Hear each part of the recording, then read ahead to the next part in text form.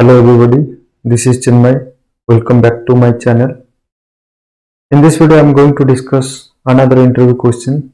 This time I will be discussing about virtual destructor. What is virtual destructor? Where to use virtual destructor? And why it is important to use virtual destructor during upcasting. Let's discuss all the scenarios one by one. Let's get started. So before coming to virtual destructor, let's overview about destructor first. So what is destructor? Generally destructor means to destroy. So to whom we need to destroy?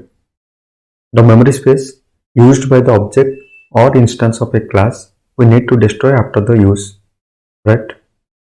So the second thing, how the destructor looks like. As we know, destructor is a special member function which takes the name of the class. I mean both class name and destructor name should be same, but in case of destructor the class name is preceded by a tilde symbol, right? So that's how we represent the destructor. So you can notice here class name is destructor. So this one is destructor. That means this class name is preceded by a tilde sign, right? That's how the destructor looks like. Then third thing, when the destructor will be getting called.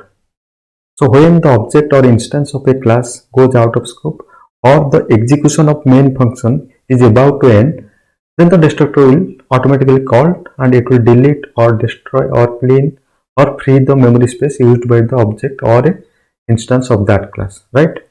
That is the purpose of destructor. Let's discuss about virtual destructor. So when we are using virtual keyword against destructor, it is called as a virtual destructor. As you can see, this one is virtual and this one is destructor. So it is the representation of virtual destructor. Second, let's understand what is exactly meant for the virtual keyword. So if you see any programming language or technology, basically there are two stages. One is the compiler stage, another one is the linker stage.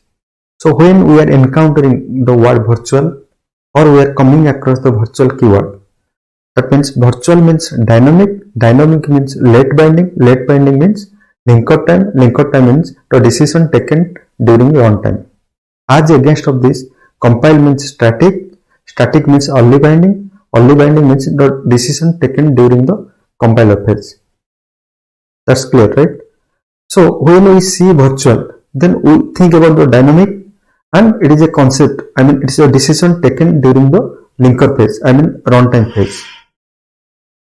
So in this video we will be discussing two scenarios, without using virtual destructor and with using virtual destructor.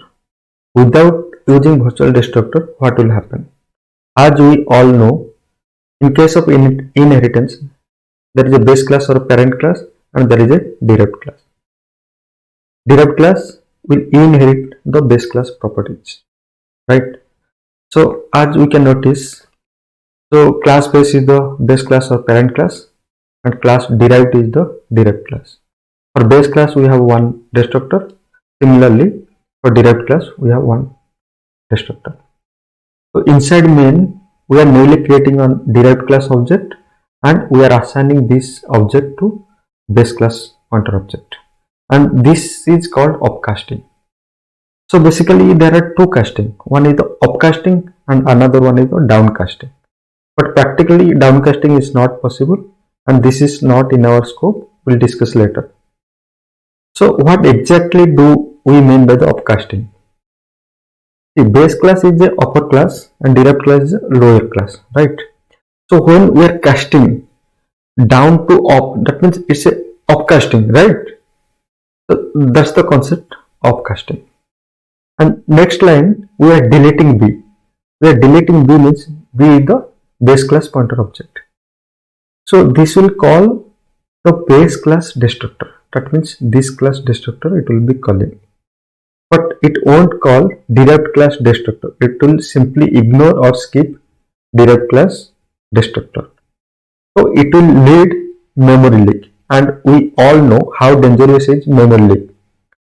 Some point it will crash our program or application, right? So this is the main drawback if we won't use virtual destructor. So let's discuss with using virtual destructor what will happen. So as you notice, we are using virtual destructor in base class and in derived class as well. So inside main we are doing same thing. I mean, we are creating new object, derived object, and we are assigning to base class object pointer, right? And finally we are deleting B. I mean, we are deleting base class object pointer. So in this case, it will call to the derived class destructor first, then it will call base class destructor. That means both derived and base class destructor will be called, and it will assure there is no memory leak because we are calling both the destructors. But it will call first derived class destructor, then it will call base class destructor. And as I already discussed, virtual and virtual is the decision taken by runtime. So during runtime only it will call, right? This is that simple, guys. That's all, guys. Please post your comments in the comment section below. Please check out my other videos also. Thanks for watching.